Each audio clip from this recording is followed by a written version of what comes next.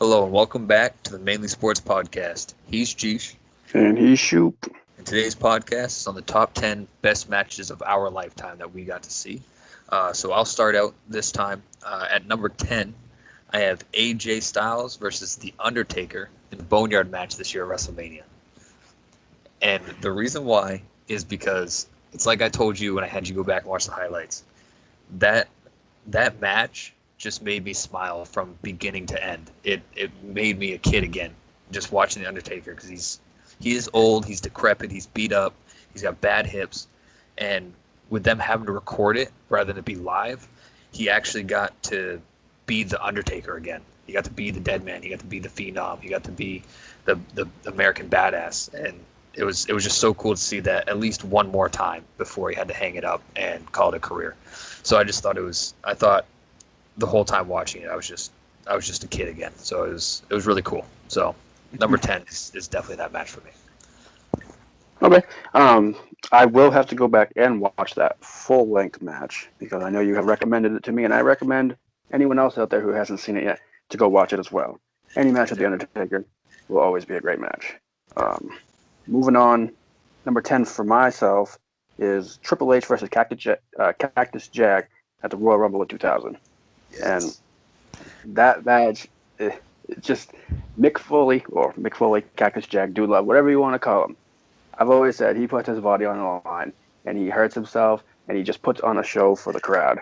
And that's exactly what him and Triple H both did at the Royal Rumble in 2000 with the thumbtacks and the endless chair shots and the multiple pedigrees. Cactus Jack just put his body out there and let Triple H do whatever he wanted to him, and it was a hell of a match. I loved it. 100%, dude. The pedigree on the thumbtacks to end it. Oh my God. Yeah, I thought about that one long and hard on my list too. It was such a good match. If you just want gory wrestling, especially because Triple H was never a gory wrestler too, which was really weird, but it was such a good match. Yeah. So number 9 for me, I have Rey Mysterio versus Eddie Guerrero SummerSlam '05 for custody of Dominic. Just I had that on DVD. It was the best SummerSlam moments or whatever that was, or best pay-per-view moments of 2005. And so I had that on DVD, so I used to watch that a lot.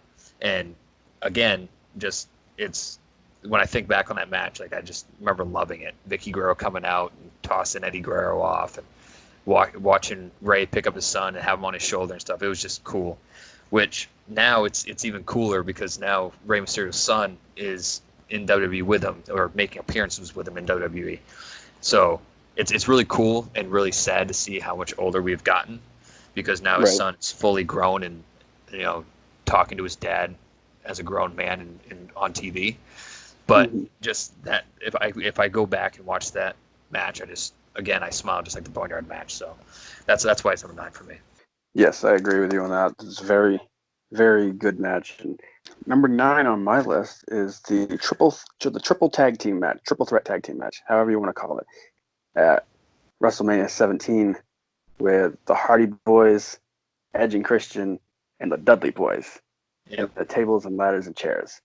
And that match, if I talked about Mick Foley putting his body on the line, all these dudes in this match did not care. They put on a show, high flyers, and then people taking chair shots, people taking ladder shots, jumping off the ladders, spearing people off the belt, standing there. I think it was an Edge spearing Jeff Hardy. Yep. Just the excitement in that match. I was really young when it happened, but looking back on it, it's like so much excitement in that match, and it was just phenomenal. 100% agree, and I can 100% say we're going to be revisiting that later on in the list as well. So I'm not going to say too much on it yet. Number 8 for me is Cena versus Edge, Judgment Day 2006. The reason why is because it was in Edge's hometown. John Cena got absolutely booed. This would be higher on my list, but John Cena won. And I was very, very upset about that. But I did understand it because just before that, they did have a match in John Cena's hometown area. It wasn't in West Newbury because who would ever hold a show in West Newbury? But it was close to his hometown, so it was like a hometown match for him. And Edge beat him in his hometown and slapped his father and stuff like that. So I see why they did that, why they had Edge lose in his hometown. It was kind of like, hey, back at you. But it just, I didn't like the ending of the match, but the entire match as a whole, it was really good. It was, it's hard because John Cena as a hardcore wrestler is somehow worse than he is actually just an actual wrestler. But Edge made it work, and that shows just how great Edge was, that he was able to carry John Cena in a match like that and actually make it so it's in my top 10 when John Cena is my most hated wrestler of all time. So that's why it's number 8. Very good. My number 8, moving on, the Royal Rumble in 2006. Just the way, this was after Eddie died. Like, I believe it was the first Royal Rumble after Eddie died. Yep. And we kind of knew Rey Mysterio was going to be a big part of it, but he went in there early, and he managed to hide from a bunch of people, knock a bunch of people out, and then it came down to the end there, and it came down to, I think, him and Randy Orton, and just the ending to that match of Randy Orton about to throw him out, and then Ray counters, and there's like a Hurricane Rana out of the ring, and he wins the Royal Rumble, and it's just like the whole crowd loved it because everybody was like, "Oh yeah, we love Rey Mysterio." Everyone likes Rey Mysterio, I believe. And then I sent him to WrestleMania to the main event. It was just so special. And coming from a Rey Mysterio is my favorite wrestler, so that's why it was just a special moment for me. That's like a feel good match. It really is. Yeah. My number 7 is from my favorite wrestler, and it's my favorite wrestler's last match in WWE: Stone Cold versus The Rock at WrestleMania 19 in 2003. It was so good. The storyline leading up to the match was just amazing because Stone Cold's sitting back going, "You can't beat me at WrestleMania," and The Rock said, and this is when he was already getting into Hollywood and everything else, and The Rock said, "I've done everything in WWE. The only thing I have not done is beat you at WrestleMania." And he's like, "I don't want this. I need to beat you at WrestleMania." And I think it showed just how much Stone Cold changed over his career, because Stone Cold was the guy that needed to win. Like, he always wanted to win. That's what caused a rift in real life between him and Mr. McMahon. And for Stone Cold, his last match, knowing it was his last match, to take a loss to arguably his greatest rival outside of Mr. McMahon, is just so cool. And what they did in the match, The Rock teasing him, them using each other's finishers to try to finish each other off, just showed respect to each other. And the little extra that they did afterwards, like with The Rock, he put on Stone Cold's vest in the middle of the match. And if you notice, the rest of the time that The Rock was in WrestleMania or in WWE, he would wear a blank vest just like Stone Cold's after Stone Cold retired. You saw him a lot, like playing the guitar with it and stuff like that. And so, I mean, it's just cool. It's sad to watch it because I'm like, man, that was my last match with my favorite superstar of all time. But I can go back and watch that anytime, and again have a smile on my face the entire time. It was just a really good match. So number 7. Okay. I'm going to agree completely with you on this because number 7, I put Stone Cold versus The Rock at WrestleMania 19. Yes. I didn't know if you were going to put this on your list, but I figured you were. Everything you just said about this match, these two were arguably the two top dogs in WWE, WWF, or whatever you want to call it back then, for that period of time. Stone Cold put on probably arguably the best entertainment ever in WWE. The Rock, I know you don't care for The Rock, but The Rock was right behind him, I believe. And coming from me being on The Rock's side all those years and not being on Stone Cold's side, it was nice to see Stone Cold lose to The Rock at WrestleMania 19 and finish it off there. But I'm not going to go into too many details about this because they're both fantastic talents, and them together just made that match 10 times better. Yeah. Yeah. I'll finish that with Rock sucks. What? What? Number 6 for me is the streak versus the career match at WrestleMania 26. Uh, I put it over their first match because their first match was good, but or sorry, not good. It was great. Both matches were amazing, but throughout the match, like as you saw it going on, you could tell. I mean, you already knew that Shawn Michaels was done because he wasn't going to beat the streak. And at that time, everybody thought the streak was going to live on forever until the Undertaker retired or died, one of the two. And so you knew he wasn't going to win anyways. But as the match went on, you could tell that he for sure wasn't winning this match because he was throwing his body around, jumping off the top rope to the announcement table and stuff like that. Like he didn't care. He knew it was his last match, and he was going to either die in the ring or he was going to die trying to put on the best performance. So, yeah, it was such a great match. And Undertaker trying to match that with him because the Undertaker is the most respectable stand-up person you could ever be against in the ring anyways. He knew it was his last match, and Undertaker doing the big dive outside the ring and stuff like that. Undertaker killed his body himself, and that was honestly the decline of the Undertaker after that. So I think yes, Undertaker took his career, but I think in that match, Shawn Michaels also took a part of the Undertaker with him when he left. So yeah, that's number 6 for me. Okay, I can agree with that. Mr. WrestleMania, yeah, Shawn Michaels at WrestleMania always put on a show, no matter who he was wrestling. My number 6 is actually the Triple H and Undertaker Hell in a Cell match. At WrestleMania, I did put this low on my list only because the 5 matches above it, I believe, I felt like they were better matches. The emotion at the end of this match could possibly be the best of all time. You had Shawn Michaels, Triple H, and Undertaker all carrying each other out of the ring, backstage, and just looking at the crowd one last time, like you said before, the end of a generation. You knew that was it, but I'm gonna leave that at that because I know most likely you have this. I know for a fact you have this this match on your list, and I know you're gonna talk about it because this is possibly. Well, yeah, I'm just gonna leave it that. Yep. Number 6, right there. All I'm going to say for now is great choice. A little low, but great choice. Number 5 for me is Cena versus Brock Lesnar. This is completely different from the other John Cena match I have on my list, and he is my most hated, like I said, and I know I have him twice on my list, but this one is because he just got his ass kicked. Literally, I have gone back and watched this match at least 20 times from bell to bell, and loved every single second of it. I'm not a big Brock Lesnar fan, but I remember getting ready to watch this pay-per-view, and John Cena was coming in as the champion, and I was like, here we go. He already beat Brock Lesnar once back in like 2013 when Brock Lesnar first came back, and I was like, yep, they're going to feed Brock Lesnar to John Cena after Brock Lesnar defeated the streak, and I was like, dude, he better win.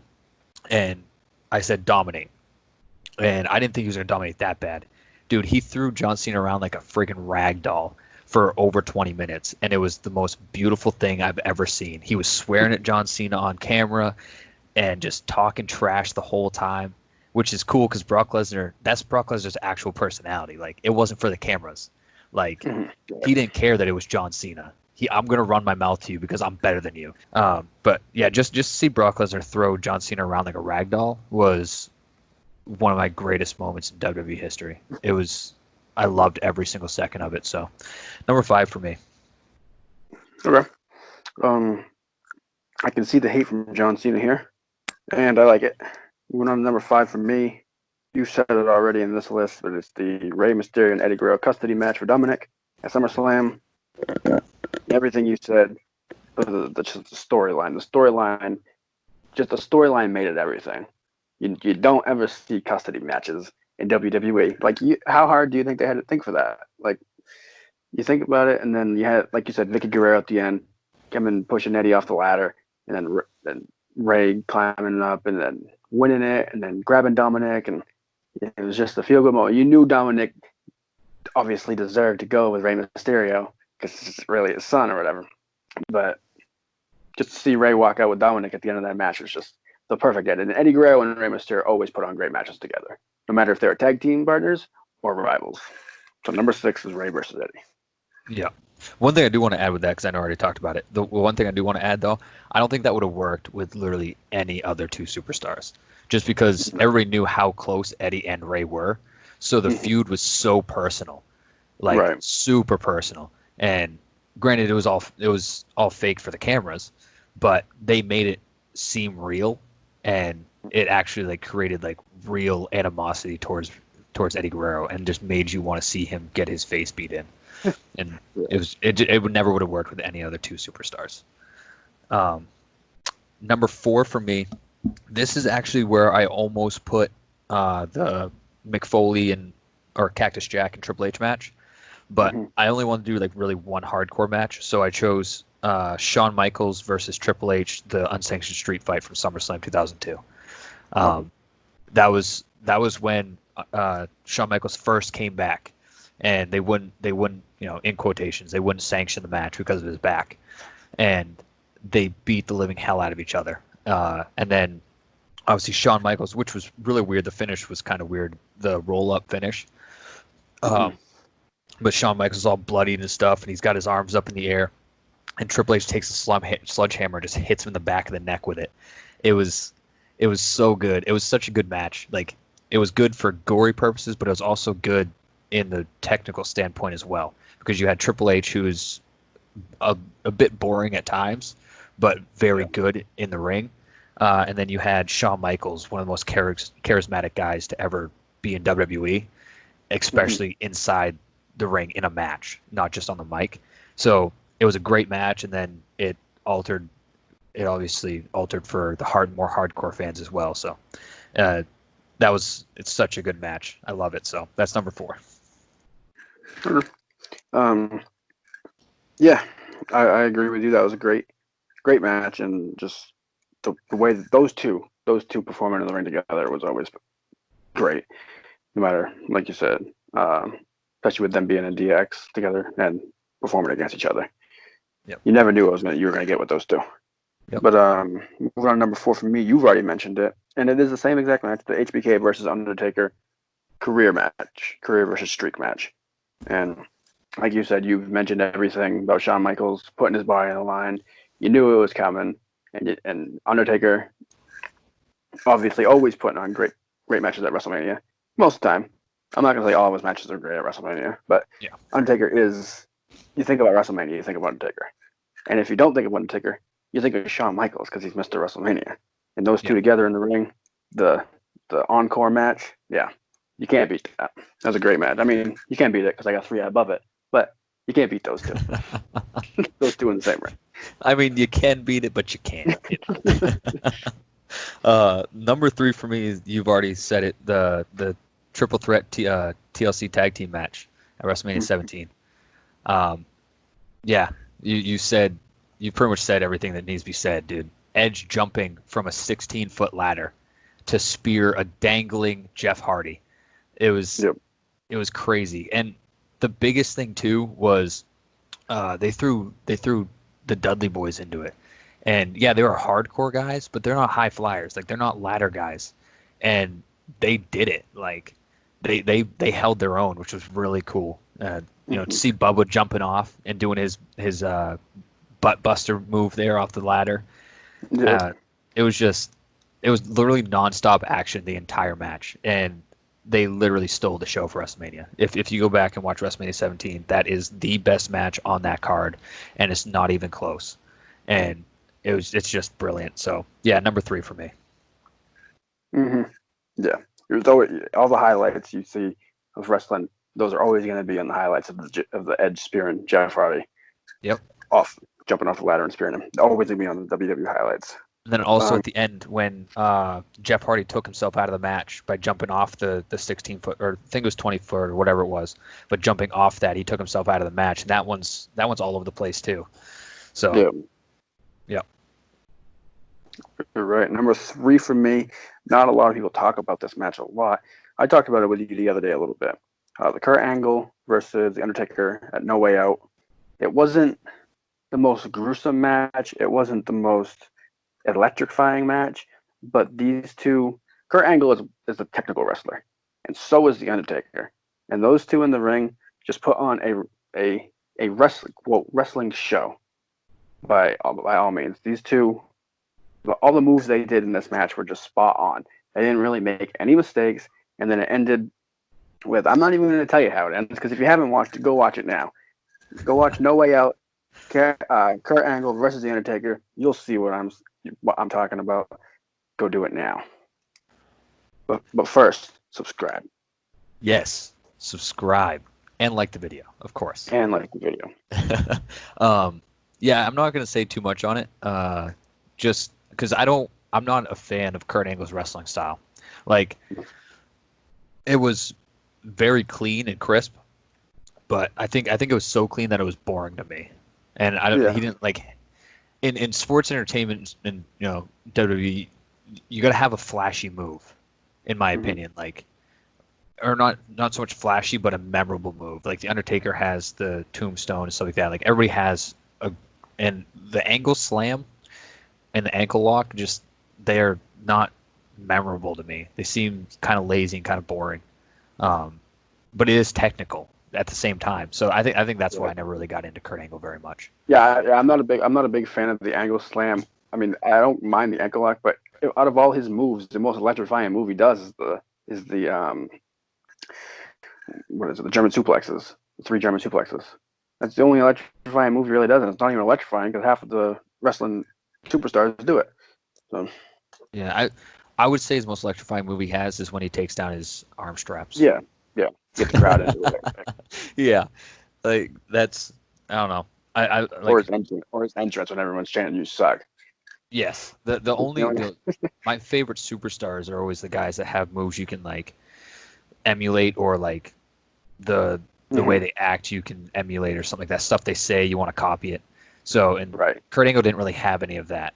Shout out to when he shaved his head though, when he faced Edge and had the hair match.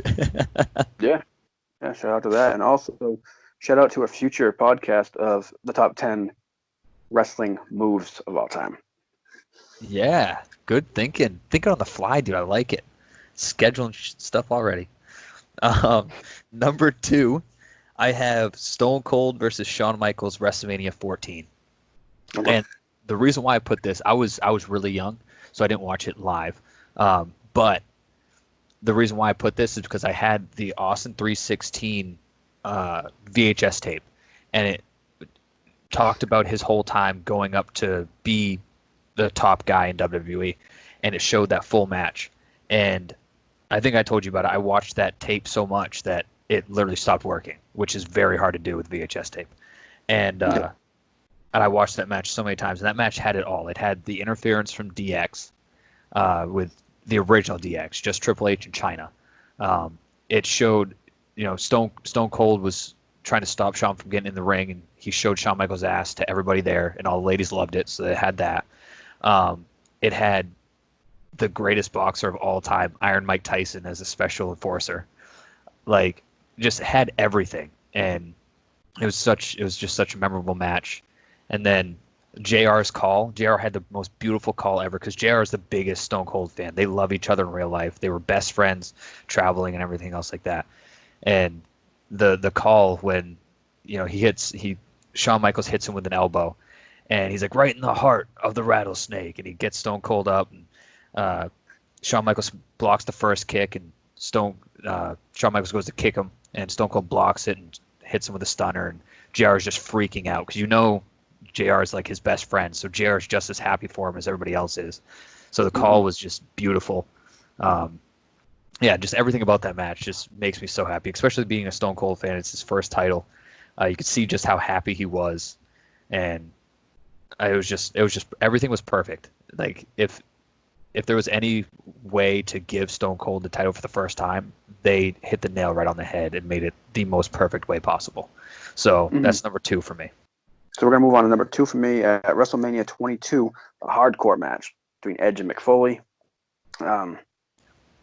What can I say about this? Everyone knows this match. If you watch wrestling, you know this match. And what's the first thing you think of when you hear about this match? Edge throwing Mick Foley through the table. That's on fire. Yeah. This match was just full of hard. I mean, it was a hardcore match, so there was a bunch of weapons in the ring, and Edge and Mick Foley. You think about Edge, like we talked about earlier, with the triple threat tag team match, Edge spearing Hardy off the ladder. You obviously know he's crazy.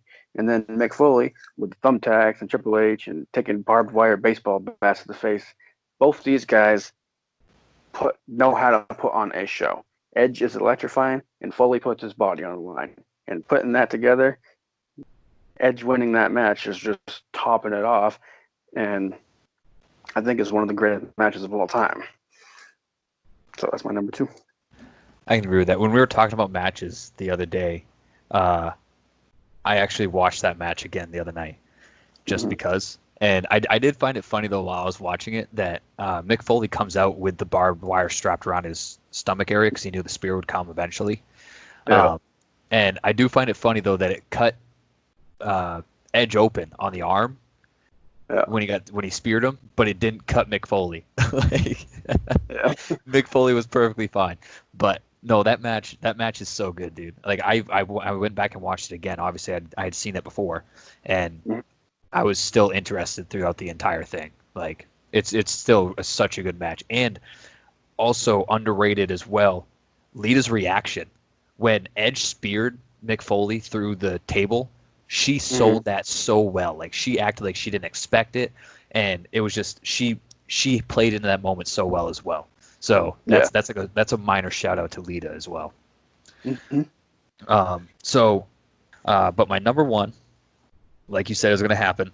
Triple H versus Undertaker, WrestleMania 28, the Hell in a Cell match. Dude, I love everything about that match. And I know you said the match wasn't as good as some of the other matches that you had above your list, but I think that has to do with interpretation of the match. It depends on what you like. And I will admit it was very slow paced, but I think they did that on purpose to make everybody engaged because all 3 of these guys, you had Triple H, Undertaker, and Shawn Michaels. That's over 40 years worth of experience in the ring right there at the same time. So you have emotional ties to them.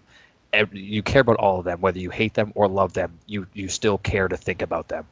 And so the whole time they're breaking down the match, it's the methodical pace of it. You're waiting to see what happens next. There's parts where you don't want to even watch anymore because Undertaker's just being beaten repetitively with a chair. It was so ugly and terrible. The way they played it off too, because you knew Shawn Michaels wanted the streak to end, and he couldn't do it himself. So his best friend was going to do it for him. So you knew that he wanted the streak to end, but he stayed true to what he said he would do, and he would call it down the middle. And Triple H was beating the hell out of him, telling him to end the match. Shawn Michaels wanting to do it, trying to plead with The Undertaker, telling him to stop the match. Undertaker wouldn't do it until it got to the culminating point where Undertaker pushed Shawn Michaels and then put him in the Hell's Gate. And Shawn Michaels got up from that, retaliated, super kicked him. And The Undertaker kicked out, and Shawn Michaels freaking out like, oh no, what did I just do? I told him I would call it down the middle, and I just lied. Just everything about that, the emotion, the drama, it was so good. And then to finish it off, them carrying each other out of the ring. It was just such a beautiful moment. I just wish The Undertaker would have retired right there. Undertaker's one of my favorite of all time, and his career's just gone downhill since that match. And I wish it would have just ended right there because it was just so beautiful. Such a best way to go out. End of an era match with 2 of his best friends to ever do it in the business with him. It was just the most beautiful way to end it. And, he didn't, but I wish he would have. So that is 100% my favorite match of all time.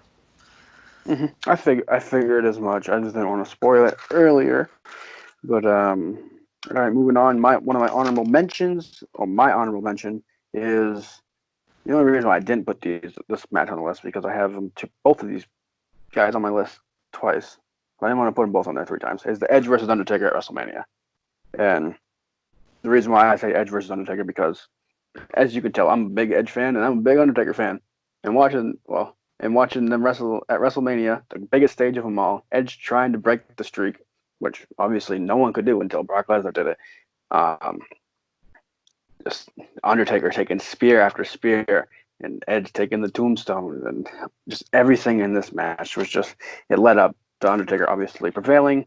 And I can't remember what his record was after that match because he won a lot of WrestleMania matches. But I recommend go watching it. But anyway, moving on to number one. This one kind of goes with the 2006 Royal Rumble at number 8. The Randy Orton versus Kurt Angle versus Rey Mysterio triple threat for the World Heavyweight Championship at WrestleMania. The moves in this match were, some matches are very sloppy. There was 3 guys in this ring. I'm not a big Kurt Angle fan. I'm a huge Rey Mysterio fan. I like Randy Orton as well. Randy Orton is one of my favorite wrestlers of all time. And these 3 went at it for, I think it was almost an hour. And like I said in the 2008 Royal Rumble match, not 2008, 2006, the Rey Mysterio storyline was built off Eddie Guerrero passing away earlier in 2005, and every fan of wrestling kind of had a feeling that Rey was going to win the title at WrestleMania just to do it for Eddie. He always wore the EG on his armbands and wore the "I'm Your Papi" T-shirt. And but you get to WrestleMania and they all put on a great show, and it ends with Rey Mysterio doing the 619 and actually hitting he jumped on Randy Orton's shoulders and actually flipped him over to pin him, like the old video games used to do, and not just jumping on him when he's on the ground and pinning him. So that was one of my favorite matches of all time. It is my favorite match of all time, just because of the people that were in it and how it ended. Yeah. But no, it is a great match, a great technical match for sure. What was your honorable mention again? The Edge versus Undertaker WrestleMania match. Yeah, that was a good match as well. I'm happy with both lists, honestly. I'm surprised we had 5. Yeah, we had 5 of the same. Yeah, I'm surprised we had so many that were the same. Because I do want to say, like, on the podcast itself, like, we literally on purpose do not tell each other our lists, so we're genuinely surprised, and we don't give a fake reaction to what the other person says in their list. So I'm surprised that we actually had 5, and number 7 was the exact same one, which is even crazier. Like, that's the first time that's happened where we actually had the same exact one for the same number. So, hey, man, we have the same taste when it comes to WWE. What can we say? I wish we lived closer when we were younger and knew each other earlier. We could watch wrestling together, and we would be best friends. Dude, I know. Talk about being best friends, man. Oh my God, we've been playing baseball games, wrestling games, and watching wrestling all the damn time. Just straight up, dude. Do you have anything to say in closing remarks? Rest in peace, Eddie Guerrero. Yes, that's where we'll end our first ever WWE video. Rest in peace, Eddie Guerrero. Thanks for listening to the Mainly Sports Podcast with Shoop and Jeesh. Make sure to leave a comment and give us your top 10 list. Also, don't forget to hit that subscribe button and follow us on Instagram at mainly_sports. And that's mainly_sports, MAINELY_SPORTZ. Thank you. Till next time.